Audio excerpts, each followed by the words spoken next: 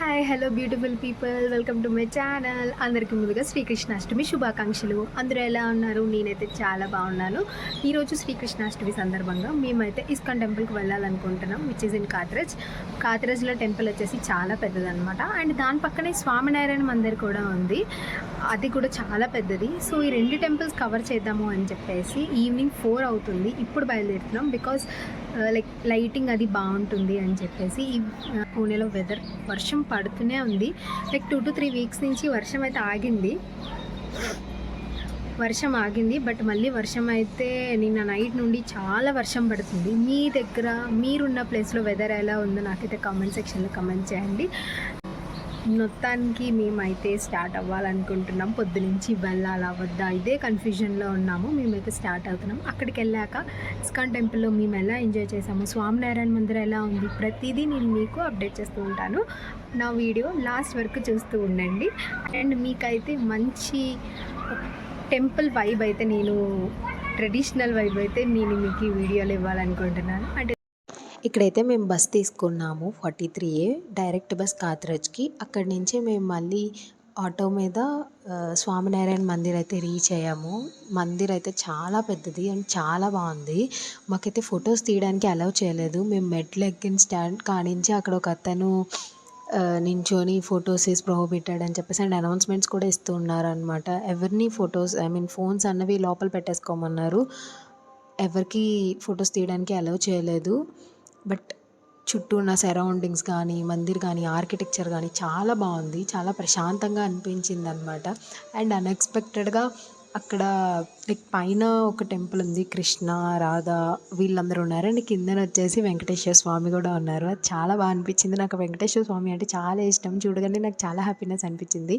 And next దాని surroundings కూడా చాలా బాగుంది. చాలా పెద్ద గుడి. మీరు ఎప్పుడైనా పుణే వస్తే ఇది కంపల్సరీగా మాత్రం విజిట్ చేయండి.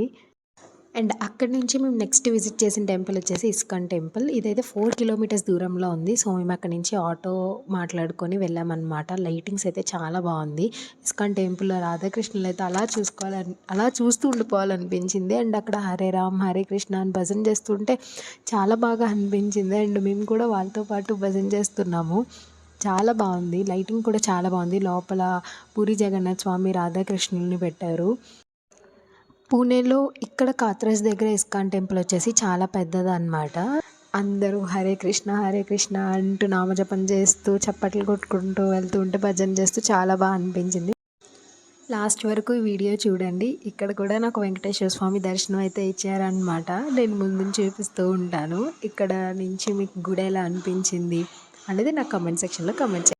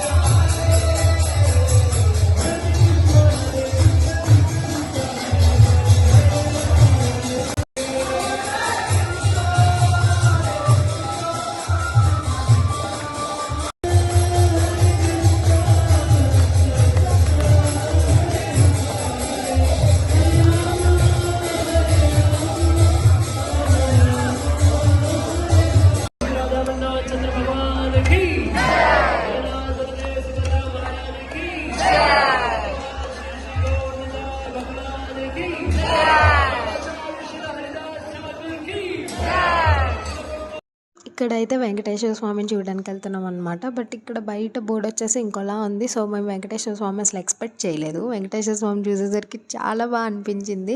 అండ్ ఇక్కడ కూడా భజనలు చేస్తున్నారనమాట. ఇక్కడ డెకరేషన్ కూడా చాలా బాగుంది. అండ్ వెంకటేశ్వర స్వామిని కూడా మీరు కూడా దర్శనం చేసుకోండి. చాలా బాగా అనిపించింది. నాకైతే 2 సార్లు వెంకటేశ్వర స్వామి దర్శనం ఇచ్చారు. మాకైతే ఇక్కడ జపమాలు ఇచ్చారు. జపం చేసుకొని అది చేసుకున్నాక చాలా ప్రశాంతంగా అనిపించింది. అండ్ ఇక్కడ కిడ్స్కి గేమ్ షోస్ అండ్ కథలు, కృష్ణుడి కోసం కథలు ఇవన్నీ కూడా పెట్టారనమాట. అండ్ ఇక్కడ ఒక సెల్ఫీది కూడా పెట్టారు. అది కూడా చాలా బాగుంది. అండ్